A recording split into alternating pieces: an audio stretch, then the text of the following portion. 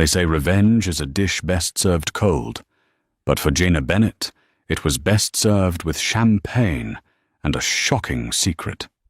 When her ex-mother-in-law, the Ice Queen Victoria Sterling, sent her an invitation to her ex-husband's wedding, Victoria thought it was the ultimate power move. She wanted Jaina there to watch him marry a 24-year-old heiress. She wanted to see Jaina broken, but Victoria made a fatal miscalculation. She didn't know that when she kicked Jaina out of the family 5 years ago, she didn't leave alone. Today, Jaina isn't just crashing a wedding.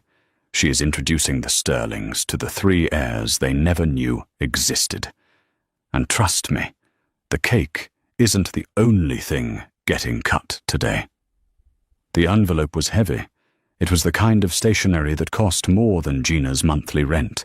Thick, cream-colored cardstock with hand-pressed gold leaf edges. It smelled like them. It smelled like old money, arrogance, and Victoria Sterling's signature Chanel No. 5. Gina stood in the kitchen of her modest 2-bedroom apartment in Chicago, the hum of the refrigerator the only sound in the room. Her hands weren't shaking. She expected them to, but they weren't. She just stared at the calligraphy. Mr. Liam Sterling and Miss Jessica Calloway request the honor of your presence. Jessica, Gina whispered, testing the name. She was the one he'd cheated on her with, the daughter of a tech mogul, young, blonde, and uncomplicated. Everything Gina apparently wasn't. 5 years ago, she was Jaina Sterling. She was the dutiful wife trying desperately to navigate the shark tank that was the Sterling family dynasty. Liam was the golden boy, the CEO in waiting of Sterling Industries, and she was the scholarship student he'd met in college. The mistake. She remembered the night it ended, like it was burned into her retinas. It was raining, a cliché she knew, but the universe had a sick sense of humor. Victoria, her mother-in-law, had sat in the drawing room of their Hamptons estate, sipping tea, while Liam stood by the window, refusing to look at Jenna. "We offered you a settlement, Jenna," Victoria had said, her voice smooth as glass. "Take it. Sign the papers. Admitting you're infertile is nothing to be ashamed of, but Liam needs an heir. The Sterling legacy cannot die with you." That was the lie they told themselves. They had been trying for 2 years. No luck. The stress, the pressure, the cold hostility from Victoria. It had all taken a toll. But Liam didn't fight for her. When his mother handed Gina the prenuptial dissolution papers, he just swirled his scotch and stared at the rain. "It's for the best, Jenna," he had said. That was the last thing he ever said to her. She signed. She took the settlement, which was a pittance compared to their billions, but enough to start over. And she left. She drove her beat-up Honda out of those iron gates and never looked back. But the universe wasn't done with her. 2 weeks after the divorce was finalized, alone in a new apartment, fighting a flu that wouldn't go away, she took a test. Then she took 5 more. Positive. She went to the doctor, expecting a miracle. She got 3. Triplets, the sonographer had said, her eyes wide. Spontaneous triplets. It's incredibly rare. Gina remembered sitting in her car in the hospital parking lot, the ultrasound photo clutched in her hand. Her first instinct was to call Liam, to tell him they finally did it, to tell Victoria she was wrong. But then she remembered the coldness in his eyes. She remembered Jessica Calloway's giggling voice in the background of his calls those last few months. If she told them, they wouldn't take her back. They would take the babies. Victoria Sterling would unleash an army of lawyers to prove Gina was unfit, to take custody of the heirs, and banish her to the sidelines. So, she made a choice. She chose silence. Now, 5 years later, the invitation lay on her counter. Why invite her? Why now? She flipped the card over. On the back, In Victoria's distinct, sharp handwriting was a note. "Do come, Gina. It would mean so much to Liam to have your blessing. Let's show the world we can be civilized adults. Or are you still too fragile?" It was a dare. She wanted to rub Gina's nose in it. She wanted to parade Jessica, young, fertile, rich Jessica, in front of the barren ex-wife to show the high society circle that the Sterlings had upgraded. She wanted to humiliate Gina one last time to secure her narrative. "Mommy." Gina turned around. Standing in the doorway, rubbing sleep from his eyes, was Leo. Behind him, holding a stuffed dinosaur, was Sam, and peeking out from behind, Sam was Maya, her curly hair a chaotic halo, her triplets, her life. They had Liam's eyes, they had the Sterling jawline, but they had Gina's heart. "What's that?" Maya asked, pointing to the shiny envelope. Gina looked at the invitation, then at her beautiful, chaotic, secret children. A slow, dangerous smile spread across her face. Victoria wanted a show? She wanted to talk about heirs and legacy? "This," Gina said, crouching down to hug them, "is an invitation to a party. A very fancy party." "Can we come?" Sam asked, his eyes lighting up. She looked at the date. The wedding was in 2 weeks at the Sterling estate in Newport. "Yes," she whispered, feeling a fire ignite in her chest that had been dormant for 5 years. "You're the guests of honor." The Sterling estate in Newport, Rhode Island, was less of a house and more of a fortress disguised as a palace. It sat on a cliff overlooking the Atlantic, a sprawling expanse of white stone and manicured hedges. Gina had rented a large SUV for the occasion. They were parked just down the road, waiting for the right moment. "Remember what we practiced?" she asked, turning to look at the 3 of them in the back seat. Leo tugged at his tiny tuxedo bow tie. "Be polite, don't run." "And stick together," Sam added, looking dapper in his matching suit. Maya, wearing a dress of pale gold silk that Gina had commissioned specially for this day, nodded solemnly. "And smile like Grandma." Gina laughed. "No, smile like you're having fun. Leave the scary smiles to me." She checked her reflection in the rear-view mirror. She had spent a significant portion of her savings on this appearance. She wasn't wearing black. That would look like mourning. She wasn't wearing white. That would be desperate. She was wearing emerald green, a floor-length, backless satin gown that fit like a second skin. It was the color of money, the color of envy, and coincidentally, the color that made her eyes pop. Her hair, once kept in a modest bob Liam liked, was now long, honey-colored, and styled in loose, glamorous waves. She didn't look like the broken ex-wife. She looked like a woman who had won. "Okay," she breathed. "Let's go." They drove up to the main gate. Security was tight, as expected. A burly man with an earpiece stopped the car, holding a clipboard. "Name?" "Gina Bennett," she said, handing him the gilded invitation. "And guests?" He scanned the list, paused and looked at her. His eyebrows shot up. "Bennett? Ah, right. The ex-Mrs. Sterling. Just Miss Bennett is fine." He looked into the back seat. His eyes widened slightly when he saw the 3 children. He looked back at her, then down at the list again. He clearly wanted to ask, but his training forbade it. "Go ahead, ma'am. Valet is at the main entrance."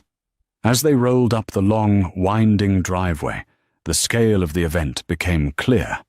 There were hundreds of guests. She recognized senators, movie stars, and business tycoons milling about on the great lawn. A massive marquee tent was set up for the reception, but the ceremony was taking place in the sunken garden. The valet opened her door. She stepped out, the sea breeze catching the hem of her dress. She took a deep breath. "Okay, troops," she said, opening the back door. Showtime. She lifted Maya out first, setting her on the pavement. Then Leo. Then Sam.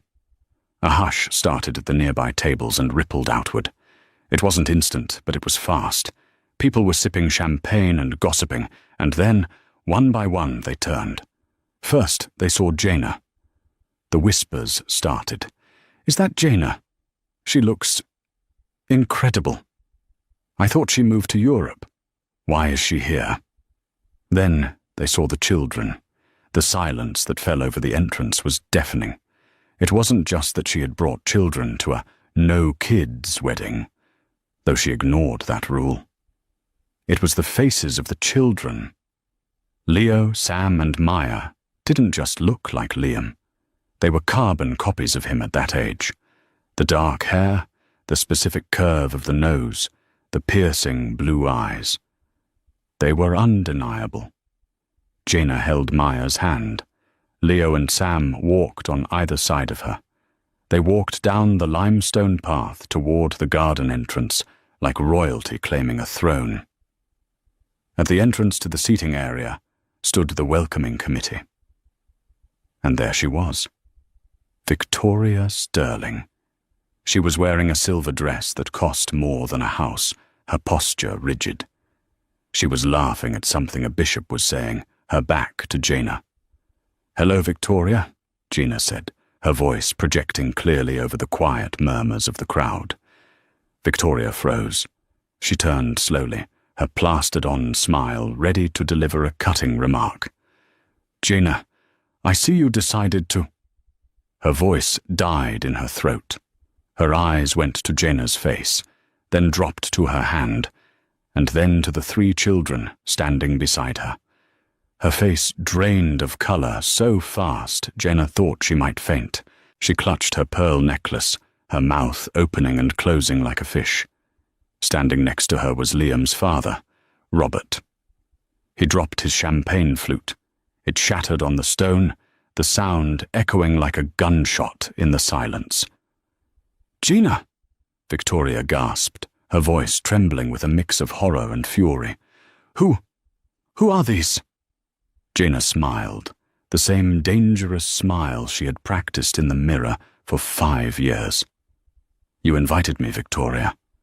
You said it was important for the family to be together." She gently pushed Leo forward slightly. "So, I brought the family. Say hello to your grandmother, kids." "Hi, Grandma." The 3 of them chirped in unison, their voices innocent and sweet, slicing through the tension like a knife. The crowd erupted. The whispers turned into a roar. Phones were coming out. Victoria looked like she was having a stroke. She stepped forward, hissing under her breath. "Get them out of here. This is a wedding, not a daycare. Whose bastards are these?" Jaina didn't flinch.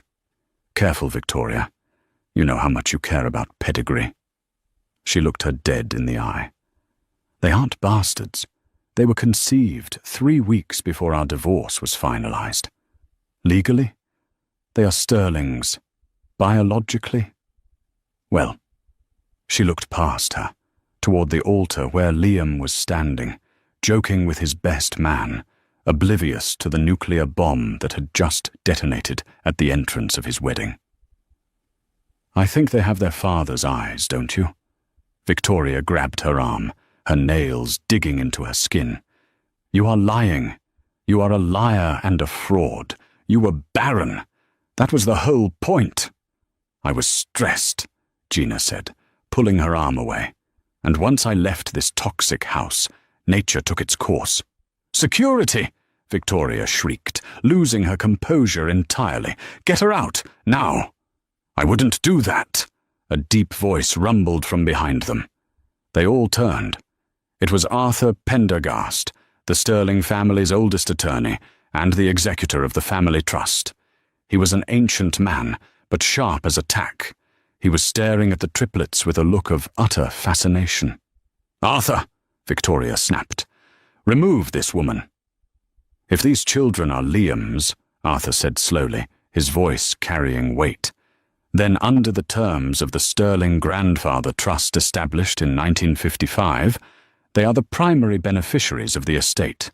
If you remove them, you are removing the majority shareholders of this event. Victoria looked at Arthur, then at Jaina, then at the kids. The trap had snapped shut. "Shall we find our seats?" Jaina asked sweetly. "I believe the bride is about to walk down the aisle. I wouldn't want to miss the look on her face." She walked past a frozen Victoria, her triplets in tow, and took a seat in the third row, on the groom's side. The organ music started. The wedding was about to begin, but the real show had just started. The string quartet began to play Pachelbel's Canon in D. It was a cliché choice for a wedding that cost $5 million, but Victoria Sterling had always preferred tradition over originality. The atmosphere in the sunken garden was electric, but for all the wrong reasons. Usually, the air at a wedding is filled with romance and anticipation. Today, it crackled with suppressed scandal. Jaina could feel the eyes of 300 guests burning into the back of her neck. Every time she shifted, heads turned. "Mummy, I'm thirsty," Sam whispered, tugging on her emerald sleeve. "Shh, baby." "Not now," she soothed, handing him a small juice box she'd smuggled in her clutch. "Watch the show." At the altar, Liam stood waiting. He looked older than Gina remembered. There were lines of stress around his eyes that hadn't been there 5 years ago. He was fidgeting, adjusting his cufflinks, running a hand through his hair. He hadn't seen them yet. The layout of the garden meant the groom faced the aisle, and they were tucked into the third row, slightly obscured by a massive floral arrangement of white hydrangeas. But his best man, a hedge fund manager named Todd, had seen them. Todd kept glancing over Liam's shoulder at Jaina, his jaw practically on the floor. He whispered something to Liam. Liam shook his head, annoyed, and whispered back, likely telling him to focus. Then, the music swelled. The guests stood up. Jessica Calloway appeared at the top of the stone staircase. Jaina had to admit she looked stunning. She was wearing a custom Vera Wang gown, a cloud of tulle and lace. She looked like a princess. But as she began her descent, smiling that practiced, media-ready smile, her expression faltered. She realized no one was looking at her. The guests were standing. Yes, but their bodies were angled toward the third row. They were looking at the woman in the green dress and the 3 miniature Sterlings. Jessica's smile tightened. She reached the bottom of the stairs and began the long walk down the aisle. Her eyes scanned the crowd, looking for the source of the distraction. Then, she saw Jaina. Jaina offered her a small, polite nod. Her step faltered. She actually stumbled, her heel catching on the limestone. A gasp went through the crowd. She recovered quickly, but the damage was done. Her face flushed a deep, angry crimson. She looked from Jaina to the children, and Jaina saw the moment the realization hit her. It was like watching a glass vase shatter in slow motion. She reached the altar, breathless and furious. She didn't look at Liam with love. She looked at him with panic. "You made it," Liam whispered to her, taking her hands. He was still oblivious. "You look beautiful." "Turn around," Jessica hissed. It was loud enough for the first 5 rows to hear. Liam frowned. "What?" "Turn. Around." "Liam," she ground out through clenched teeth. "Look at your mother's guest." Liam, confused and looking slightly terrified by his bride's tone, slowly turned his head. He scorned the front row. He saw his mother, Victoria, who was staring straight ahead, pale as a sheet. Then his eyes drifted back. He saw Jaina. His eyes widened. He blinked as if he were hallucinating. "Jaina?" he mouthed. Then, Maya, who had been getting bored, decided this was the moment to be helpful. She stood up on her chair to get a better view. "Look, Mommy." She pointed a tiny finger directly at Liam. "It's the man from the picture. Is that Daddy?" Her voice was high, clear and bell-like. It carried perfectly in the garden's acoustic bowl. The silence that followed was absolute. The string quartet stopped playing abruptly, the cellist's bow screeching against the strings. The officiant, a high-ranking bishop, looked like he wanted to be anywhere else on earth. Liam felt his knees give out. He actually staggered back, gripping the altar railing for support. He stared at Maya. Then he looked at Leo, who was frowning and trying to fix his bow tie, the exact same way Liam did when he was nervous. Then he looked at Sam. 3 faces. His face. "Oh my God," Liam whispered. The microphone on his lapel was still on. The sound boomed through the speakers. "Oh my God." He took a step off the altar. "Liam!" Jessica shrieked, grabbing his arm. "Where are you going? We are in the middle of a ceremony." "Jessica, let go," Liam said, his voice shaking. He ripped his arm away from her grip. He walked down the 3 steps from the altar and into the aisle. He walked toward them like a man in a trance. The guests parted for him. Jaina stayed seated, calm, her hands folded in her lap. She felt a fierce protectiveness surge through her, but she tamped it down. She needed to be the rock. Liam stopped at the end of their row. He was 5 feet away. He looked at Jaina, his eyes filled with a mixture of horror and wonder. "Jaina," he choked out. Are they? "They're 4.5, Liam," she said softly. "You do the math?" He did the math. The color drained from his face. "But you said—" "I said nothing," she corrected him. "Your mother handed me papers. You turned your back. I left. I found out 2 weeks later." Liam looked at Leo. Leo looked back, unimpressed. "Who are you?" Leo asked. Liam let out a sound that was half sob, half laugh. He fell to his knees, right there on the grass, putting him at eye level with the children. He reached out a hand, trembling, toward Maya. He couldn't say it. "Liam!" Victoria's voice cut through the air like a whip. She had marched over, composing herself with terrifying speed. "Get up. Get up immediately. You're making a scene." "A scene?" Liam looked up at his mother, tears streaming down his face. "Mother, look at them. They're mine. I know they're mine." "We don't know anything," Victoria hissed, trying to block the guest's view with her body. "This is a trick, a ploy to get money. She's been planning this for years." "I don't need your money, Victoria," Jaina said, standing up. She was taller than her in her heels. "I have my own business now. I'm here because you invited me. You wanted to show off? Well, here we are." At the altar, Jessica Calloway had had enough.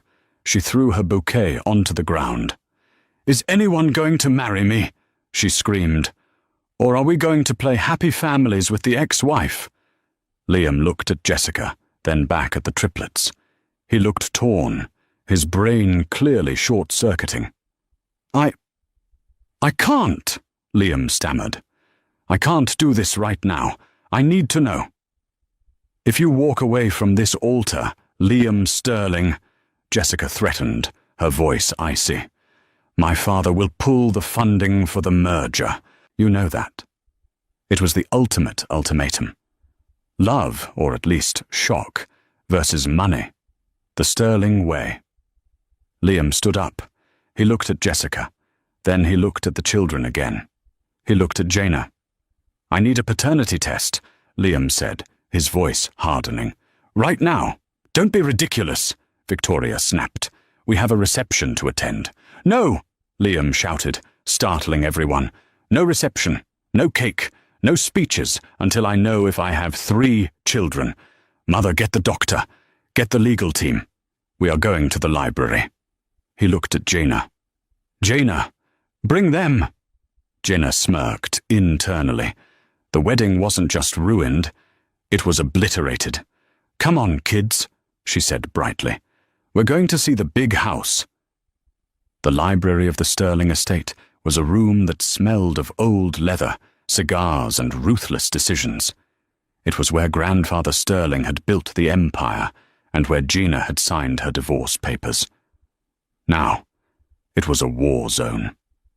The guests had been ushered to the reception tent with open bars and nervous apologies, but the key players were locked in here.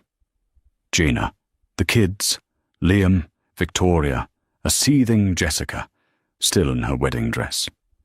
Jessica's father, Mr. Calloway, a man who looked like a bulldog chewing a wasp, and Arthur Pendergast, the lawyer. The triplets were sitting on a velvet sofa, happily eating cookies that a terrified maid had brought them. They were oblivious to the fact that they were currently dissolving a billion-dollar merger. "This is entrapment," Victoria paced the room, her silver dress swishing furiously. "She waited 5 years. 5 years, Liam. Why? To humiliate us." "I waited," Gina said calmly from the armchair where she was sipping sparkling water, "because you told me that if I ever tried to contact Liam, you would bury me in litigation.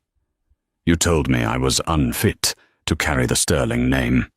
I didn't want my children raised by nannies and traumatized by your coldness, Victoria.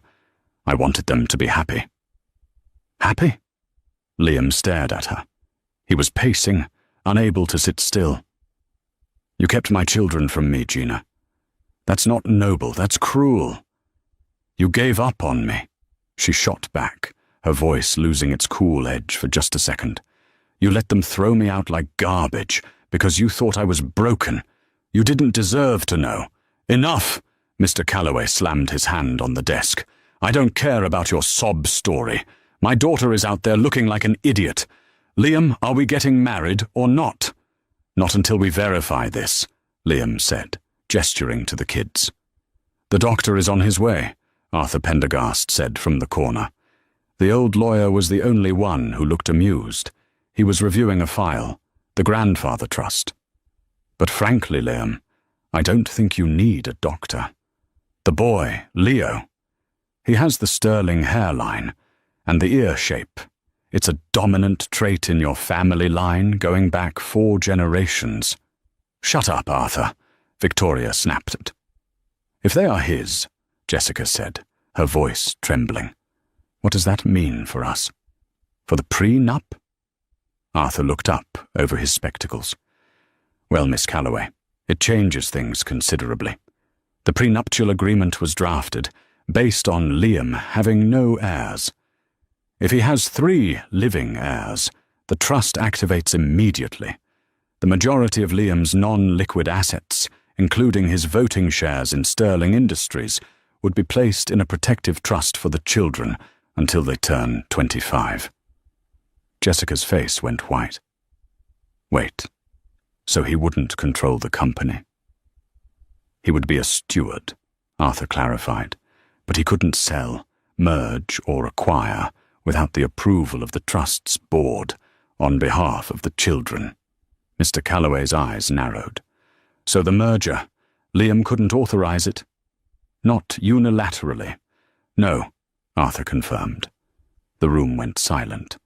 The wedding wasn't just about love, it was a business transaction.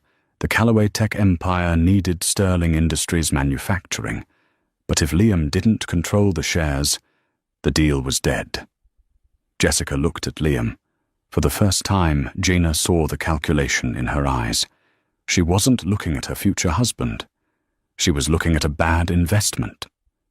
"You didn't tell me this," Jessica whispered. "I didn't know," Liam shouted. The door opened. A man in a suit carrying a medical bag entered. It was Dr. Evans, the family concierge doctor. He looked around the room, sensing the hostility. "I was told there was an urgent need for genetic verification." "Test them," Victoria ordered, pointing a manicured finger at the children. "And test her. I want to make sure she didn't just adopt some lookalikes." "Mummy, I don't want a shot," Maya whimpered, dropping her cookie. "It's okay, sweetie," Jaina said, standing up and moving between Victoria and the kids. It's just a little swab inside your mouth, like a lollipop. No needles. She looked at Liam. I will allow this, but only on one condition. You are in no position to make demands, Victoria spat. Actually, she is, Arthur interjected. She is the legal guardian of the potential heirs. What's the condition? Liam asked, his eyes fixed on Jaina's. If the test comes back positive, Jaina said, her voice steady. Victoria steps down from the board of directors, permanently. Victoria gasped. You insolent little... Deal, Liam said. Liam! Victoria shrieked. I want to know, Mother, Liam said, his voice cold. And if you drove Gina away, if you are the reason I missed the first 5 years of my children's lives, then I don't want you running my company anyway. And if they aren't yours? Jessica asked, hoping against hope. Then I leave, Gina said. I disappear. You never see us again. And I'll sign a statement saying I lied. Do it, Mr. Calloway grunted. Let's get this over with. Dr. Evans set up his equipment on the antique mahogany desk. It was a rapid DNA test, the kind used for high-stakes legal disputes or emergency medical situations. It wasn't cheap, but the Sterlings could afford anything. Come here, Leo, Liam said softly. Leo looked at Jaina. She nodded. Leo walked over to Liam. Liam knelt down. Up close, the resemblance was terrifying. It was like looking in a mirror through time. Liam's hand shook as he reached out to brush a crumb off Leo's lapel. Open wide, Dr. Evans said gently. He swabbed Leo, then Sam, then Maya, then Liam. How long? Jessica demanded. 45 minutes for the preliminary match, Dr. Evans said, placing the samples into a portable analyzer. 45 minutes. They sat in silence. The ticking of the grandfather clock was the only sound. The triplets, bored of the tension, started playing tag around the sofa. At one point, Sam tripped and fell near Liam's feet. Liam instinctively reached out and caught him. Gotcha, Liam murmured. Sam looked up at him.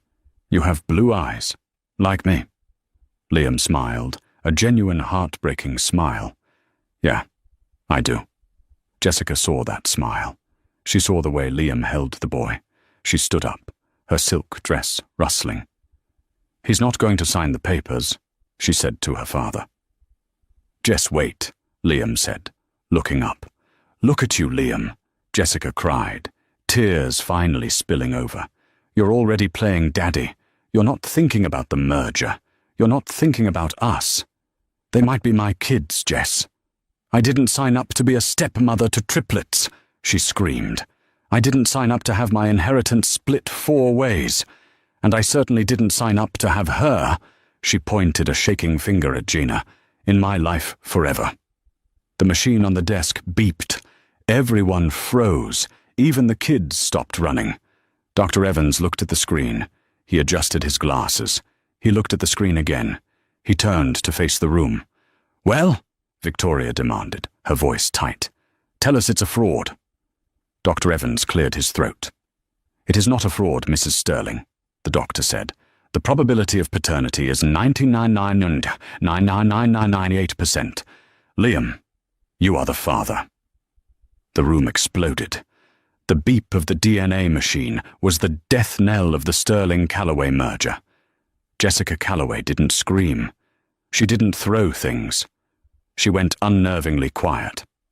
She looked at the screen that confirmed her fiancé had 3 children with his ex-wife. Then she looked at Liam, who was still kneeling on the floor, dazed, holding Sam's hand. Well, Jessica said, her voice devoid of emotion. That settles that. She turned to her father. Daddy, let's go. Jessica, wait. Liam stood up, panic finally piercing through his shock. We can work this out. It's a shock, I know, but... Work this out?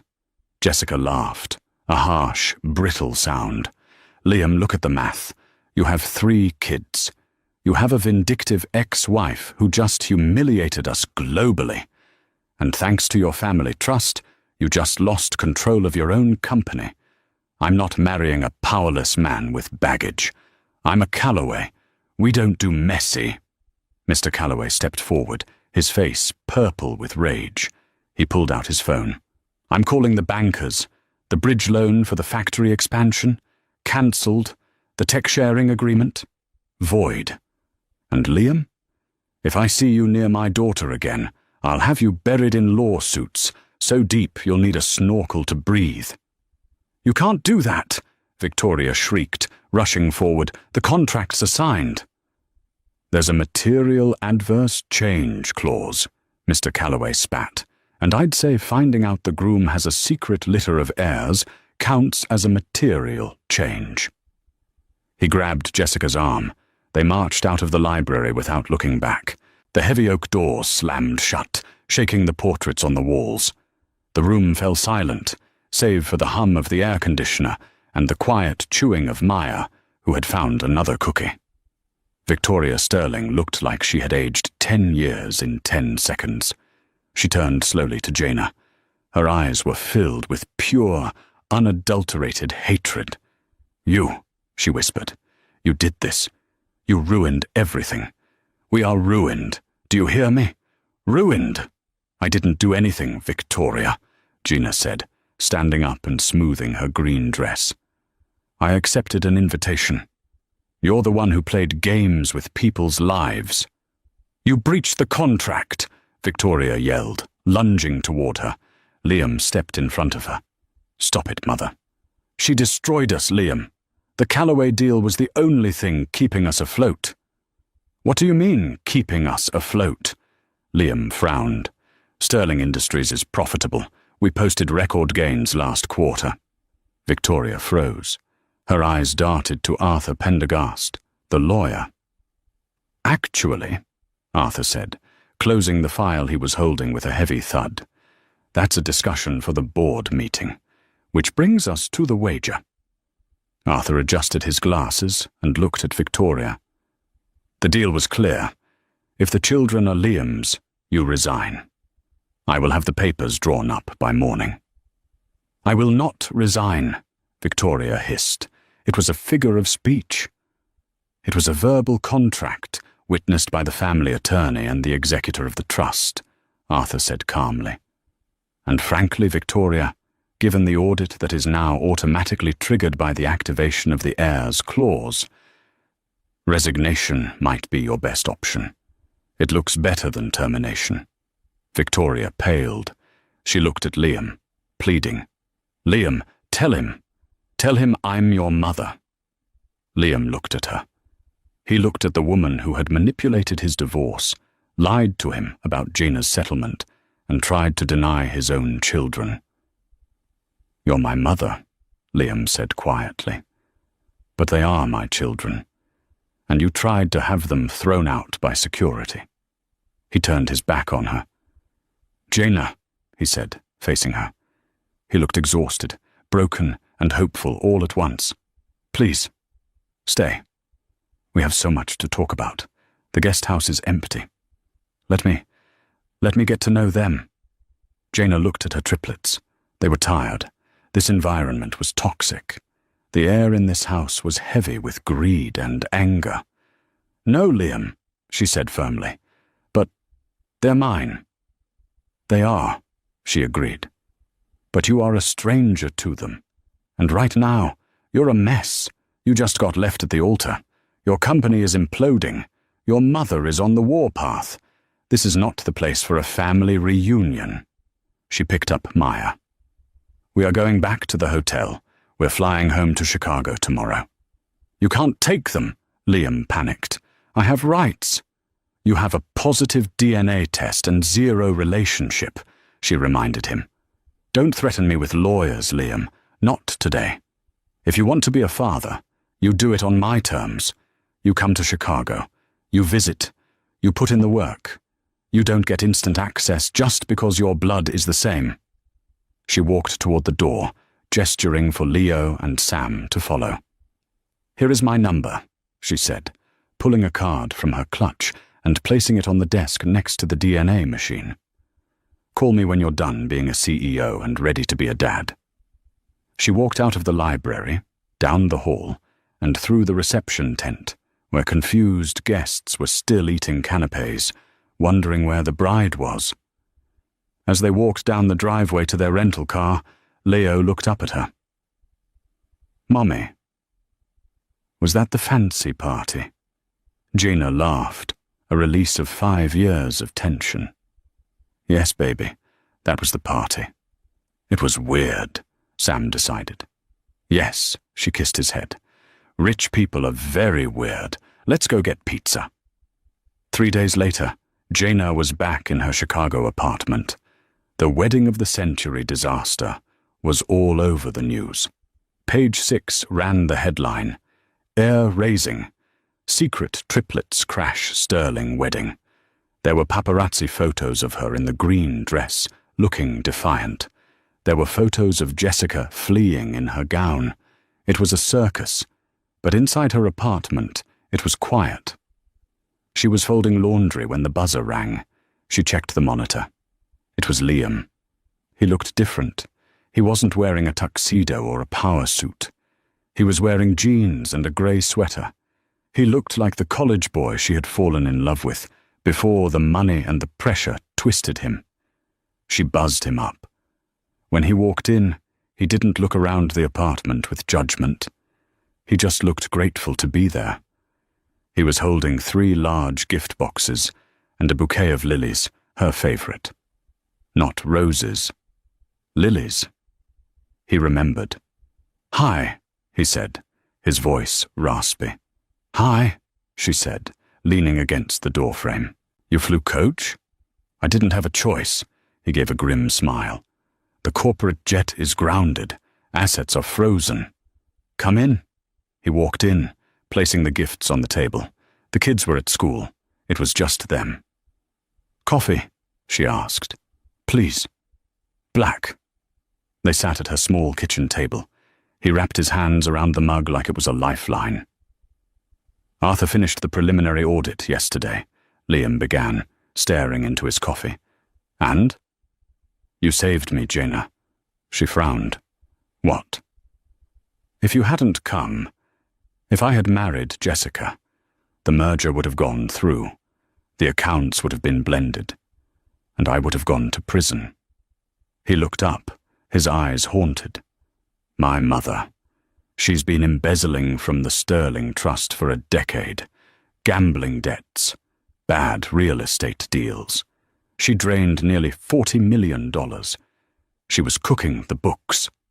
Gina gasped. $40 million. The Callaway merger was her exit strategy. She was going to use Callaway's cash injection to plug the hole in the trust before the annual audit. She needed me to marry Jessica to cover her crimes. It all made sense. The pressure, the desperation, the reason she hated Jana. She wasn't just a poor girl. She was a financial liability because she couldn't bring a dowry to cover Victoria's theft. When the triplets appeared, Liam continued, the grandfather trust automatically locked down to protect the new beneficiaries. It triggered a forensic audit. Arthur found everything. The wire transfers, the offshore accounts, everything. "Where is she?" she asked. "She's under house arrest in Newport. The FBI is involved. She's going to jail, Jana." He took a shaky breath. "She tried to destroy you, and in the end, you were the one who stopped her from destroying the company completely. If the merger had happened, I would have been complicit."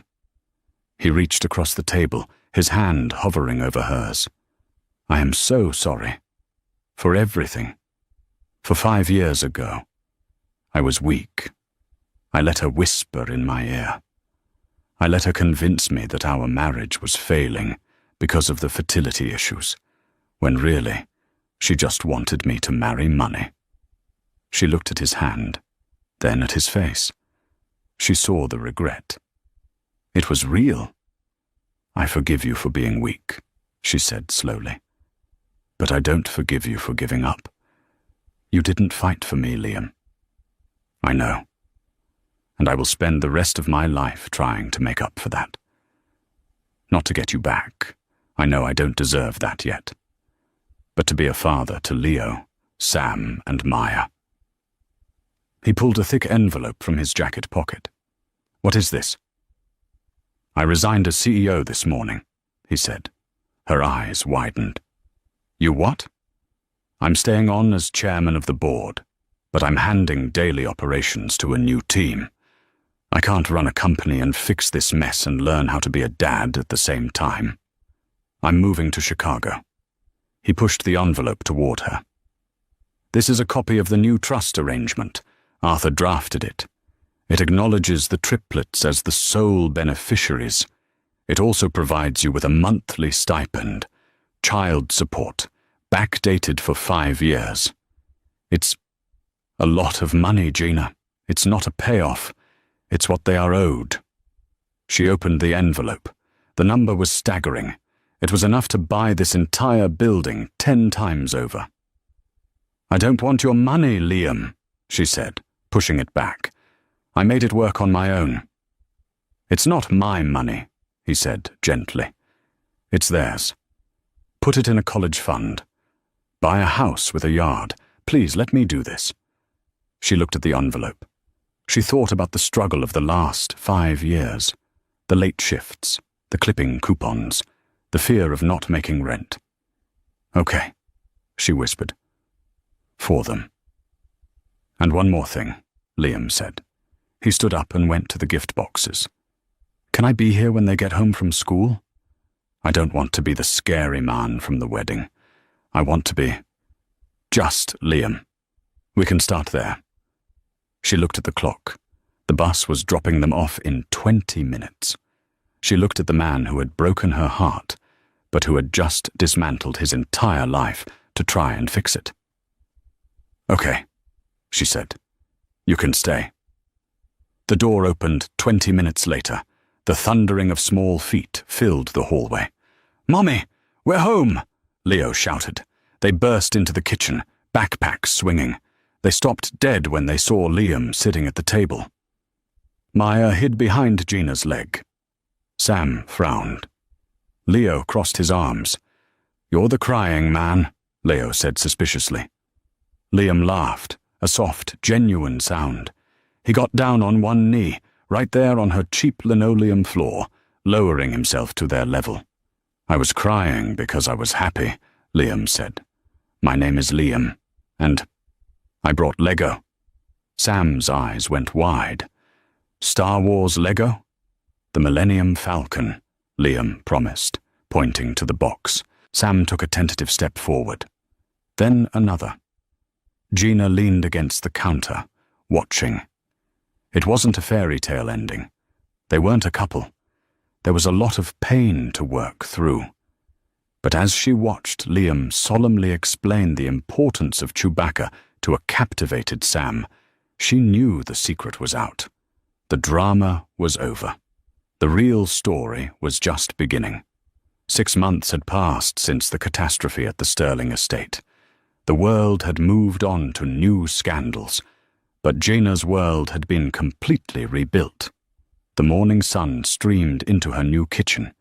It wasn't a mansion. She still refused to live in the Sterling bubble, but it was a beautiful brownstone in Lincoln Park with a backyard big enough for 3 energetic 5-year-olds. Dad, look.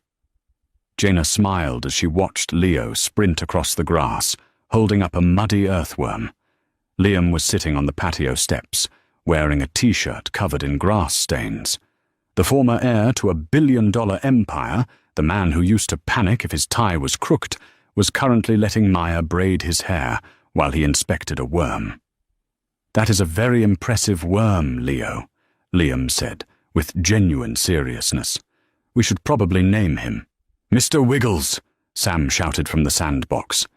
Mr. Wiggles it is, Liam agreed. She leaned against the doorframe, sipping her coffee. It hadn't been easy. The first month was awkward.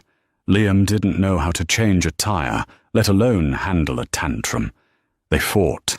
They argued about boundaries. He tried to buy their affection with toys until she threatened to ban Amazon deliveries. But he learned. He showed up. Every single day. He went to therapy. He stepped down from the high-life social circuit. He became, against all odds, a father. "You're staring," Liam said, looking up at her. He had a pink beret in his hair. "I'm just documenting the hair for blackmail purposes," she teased. He stood up, dusting off his jeans. "Go easy on me. I have a board meeting in an hour. I can't look like a My Little Pony." "About that," she said, walking out to join him. "Arthur called me." Liam's expression tightened slightly. "About Mother. She wants to see us." Victoria Sterling had pleaded guilty to fraud and embezzlement. She was currently serving time in a minimum security facility in Connecticut. They hadn't visited. Not once. "We don't have to go," Liam said immediately. He reached out and took her hand. His grip was firm, reassuring. "We don't owe her anything, Jaina. Not even a goodbye." "I know," she said. "But I think I want to. Just once. To close the book." The prison visiting room was stark and grey, a sharp contrast to the gold-leafed drawing room where Victoria used to hold court. When she walked in, wearing a beige jumpsuit, she looked smaller. The terrifying Ice Queen had melted into a bitter, aging woman. She sat down behind the plexiglass. She didn't look at Liam. She looked at Jaina. "You look well," she said, her voice raspy. "I am well," Jaina replied. "And the children?" She struggled with the word.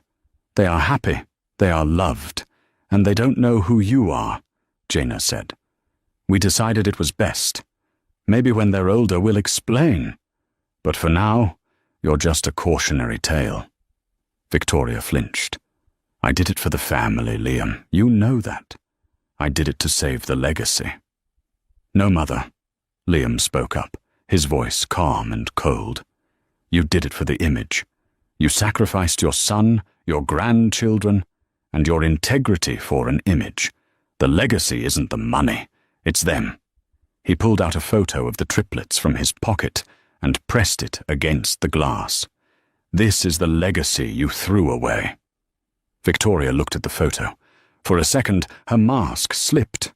Jaina saw regret. Deep, painful regret. But then, the bitterness returned. "You'll fail," she sneered. "You're soft, Liam. You need a killer instinct to run Sterling Industries. Without me, the sharks will eat you alive." Liam smiled. It was the smile of a man who was finally free. "Actually, Mother, profits are up 12%. We pivoted. Jaina had a brilliant idea to shift our manufacturing to sustainable tech. The market loves it. It turns out, running a company with ethics is actually quite profitable." He stood up. "Goodbye, Victoria." "Liam, wait!" she cried out as he turned away. He didn't stop. He walked to the door, held it open for Jaina, and they walked out into the bright, crisp autumn air. They didn't speak until they got back to the car. "You okay?" she asked. Liam let out a long breath, watching the prison walls recede in the rearview mirror. "Yeah. I think I finally am." He turned to her. The engine was idling. The air between them shifted. It wasn't about the kids, or the company, or the past. It was about them. "Jaina," he said softly, "I know I said I would wait. I know I said I just wanted to be a dad.